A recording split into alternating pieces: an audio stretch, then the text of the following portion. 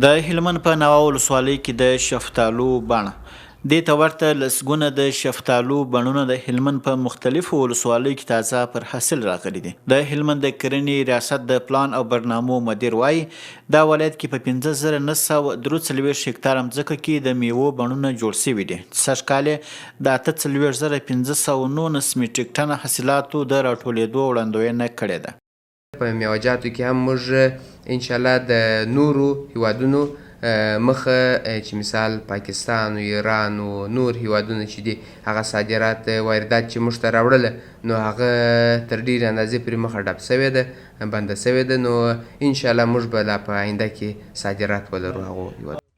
د کرنې ریاست مسؤلین وایي د باغونو له جوړېدو سره سم د محصولاتو مارکیټ او د میوو ساتنې پروګرامونه هم په لاره اچولي دي. دی وایي د مسلکي روزونکو لخوا بڼوال ته مسلکي روزنه ورکول سوې چې ډېری کروندګرو د باغونو جوړېدو ته مخه کړې ده.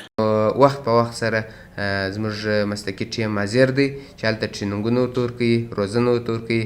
همدارنګه د ځینو مؤسساتو لخوا څخه دوی ته اصلاح سوي تخمونه ورکول کیږي زموږ په همکارۍ سره.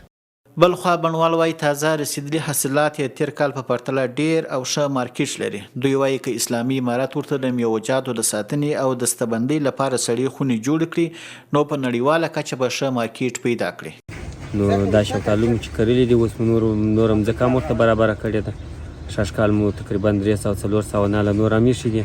شفتالو چې دي د نورو کلونو په پرتله دا کال یو څه خوندور هم دي او دا باغچې هم ګرانې دي خو بیا هم بازارونه هم خوندور دي او برابر دي انشاءالله. ډېر خوشحاله یم دلته د کار زمینه برابره سوې ده او دلته ماته راکوي 1000 افغانۍ بالا یا د کور یا د بچیانو دپاره ګوله ډوډۍ پیدا کوم. ډېر خوشحاله یم در بل ولایت چې دلې یم. خوندور شفتالو ارزان ده ناوې شفتالو ارزانه شوه. بلخوا په لښکرګاه ښار کې د میوو پلورونکي هټیوال وایي د دې ولایت د میوو خوند رنګ او کیفیت د وارداتي میوه‌جاتو په پرتله خوندور دی نو ځکه یې پیرودونکي زیات دي. دغه د هلمند شفتالو چې دی که زردالو دي که شفتالو دا خلک خوښوي اوس معنی نه ایرانی شی خوښوي نه پاکستانی شی خوښوي دا ډېر پر خوښ دی د هلمند د کندهار شفتالو. خو که دلته د معنی په نرخ سره پورته دي دا وارده کړي دا پر ډېر خوږه هم دي او بالا هم دي هغه چندانې خوند نه لري دا وارده دا پر بالا دي. د کرنې ریاست وایي د دې ولایت د بزګرانو لپاره د باغونو جوړېدل د عوایدو یوازینۍ سرچینې دي چې په اقتصادي ودې کې مهم رول لوبولی دي او په رسېدو سره د فصل کې د وارداتي میوه‌جاتو مخه ډپ کړې ده.